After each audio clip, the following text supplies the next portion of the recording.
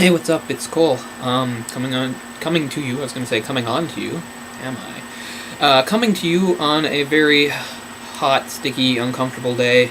Hence the fan, which you can probably hear. Hopefully, it's not going to interfere too much with the sound. What it is going to interfere with is if I try to show you pages of anything, that's going to probably be a problem. Okay, so I figured it was high past time I did something on Batman. If you've been watching my stuff all along, or even a little bit, you know that Marvel is my world. It's what I'm authority on. It's what I follow, what I know best. And I'll be the first to admit that when it comes to the DC universe, my knowledge and such is a little wanting. And I mean that I could do a whole video on why I prefer Marvel to DC, but I'll admit there's a lot of DC I just didn't really give a chance to. But what I can say I'm at least somewhat of an authority on, at least, is Batman. Years ago when I started collecting comics in earnest, I did collect some Batman titles, including Batman, Nightwing, Robin, and moved around, stuff like that. And then when it just sort of came down to having to make a decision, priorities, about what would, when it comes down to money and time and all that sort of thing, I had to go with Marvel. But so I still stay very up to date on Batman when I can, and I've been collecting, so I've limited myself to collecting basically events and graphic novels. So today I'm going to talk about graphic novel, split into two parts here. Hush, very celebrated, well-known graphic novel, is part 1. And here is part 2. Of course, very well-known writer Jeph Lee and superstar artist Jeph Loeb and Jim Lee. I've mixed up their names there, unbelievably. Anyway, pairing together for something. Jeph Loeb had done The Long Halloween and then its follow-up Dark Victory, which were very celebrated. I think a lot of people, I don't know, I think it appealed to a lot of people. I like it, and we'll talk about that some other time. But we're going to talk about Hush. And, I struggle with how much, to talk about. Am I supposed to give spoilers away, that sort of thing? I don't know. So, if I spoil stuff for you, I do. Okay, so this is around 2003, coming out. Jim Lee, of course, he'd been famous right from the get-go. And, he had the luxury of picking his own team to work with, besides the writer. So Scott Williams, his usual inker. Scott Williams is mentioned right on the title pages there, the covers. And what's too bad is that Alex Sinclair isn't. And I mean, if there's one thing that always appeals to me about Jim Lee's art, it's how well complemented it is by the color, which in a lot of his more famous, well-known stuff, although he's worked with other colorists, obviously. So now with Alex Sinclair. And, just to invoke some cliches, what I've always said about Jim Lee's art is, it's a sort of flashy stuff that really leaps off the page. And I really think this is aided by color. Yeah, I think he's I'm no authority on art. I mean, I want to be, I read a lot of comics and that sort of thing, but still, I always shy away from it because I can't draw myself. I don't know why that matters. But it's true. So I just wanted to say how I feel about Jim Lee. I think one of his biggest strengths is playing to the strengths of colorists and just doing wonderful stuff. I'm sure Jim Lee could prove me wrong and has probably done some black and white stuff, and it looks fantastic. I'm just saying, when I think Jim Lee, I think of really bright, flashy colors and stuff, and I mean, obviously, which isn't Jim Lee, it's the colors, but still, oh, there's a nice two-page spread, Catwoman and Huntress. Anyway, I'm doing my usual thing where I didn't plan this too well. Not getting through a lot. Okay, so this is sort of a standard Jeph Loeb thing by now. It works almost like a whodunit, a mystery type thing, which appeals to someone like me who's read all that Agatha Christie and that sort of thing. And I mean, any sort of comic arc usually has some sort of mystery to it. Otherwise, it's what keeps you turning the pages because you know what's going to happen. But you know what I mean. This involves sort of like a plot that slowly unfurls. That seems to be against Batman. It seems to be very personal. And there's a few cues he takes from the way he, when I say he, I mean Loeb, the way he did things before and things like in The Long Halloween. Such as, you're really going to see in these pages almost every major Batman villain. He gives everybody a part to play, everybody has a role. Some of it is red herring stuff, it doesn't have to do with a lot, but I don't think I'm giving anything away and saying that most of it really is connected. And you can say a strength of his is figuring out how to balance that out, make everybody work together, give everybody a part to play, and the whole, and it's never as simple as it sounds when you find out in the denouement.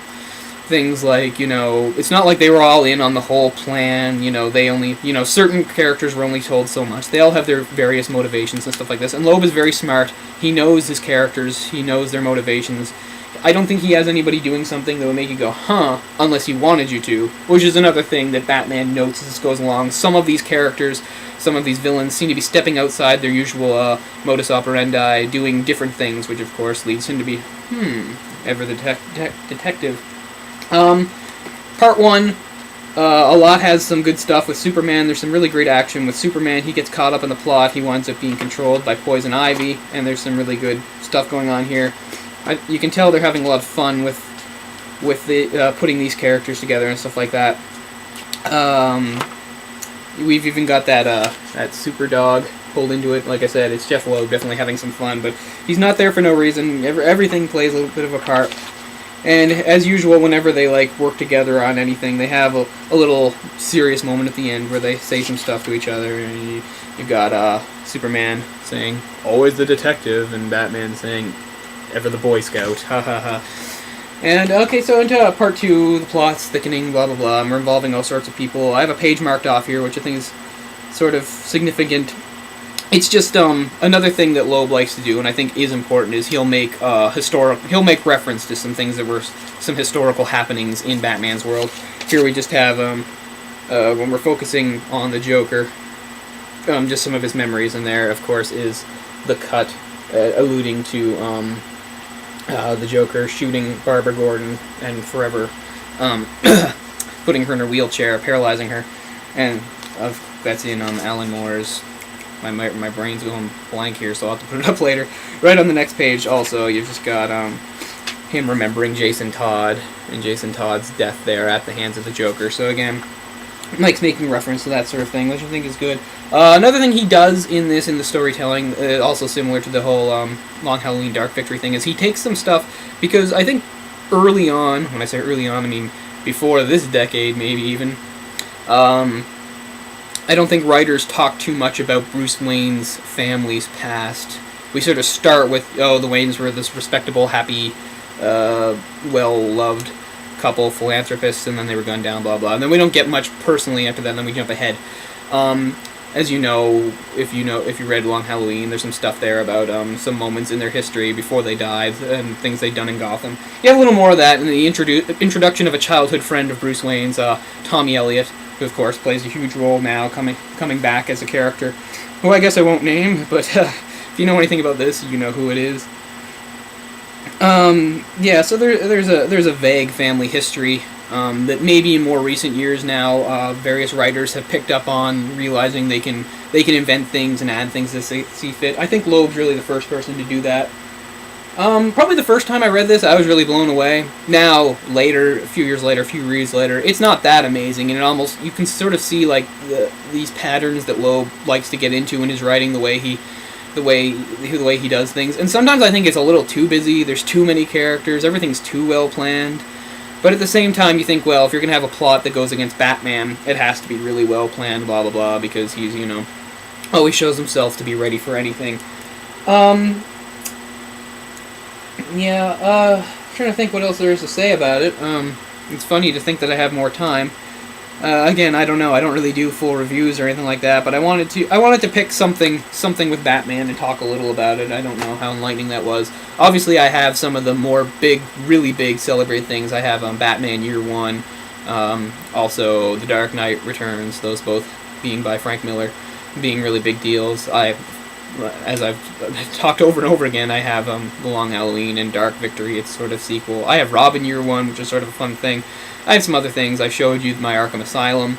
So maybe we'll get to that. I just wanted to do something that was, to me, a nice moment not a nice moment, a nice story to tell that involves Batman, but isn't a huge deal. Of course, it is a huge deal in some ways. It sets up some things. It sets up some Jason Todd stuff, as you'll see if you've read comics about Batman in the last 5-6 years, that sort of thing.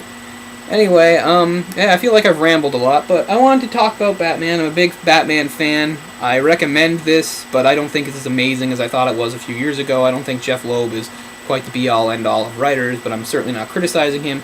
It's a good, fun read. If you haven't read it, I don't think I gave away too much. Check it out. Alright, so, sorry, I'm getting a bit of a summer cold. I'll just blame my shoddy performance on that, too. So, this was fun anyway, so I'll see you next time. Same bat time, same bat channel. Stay cool. Later.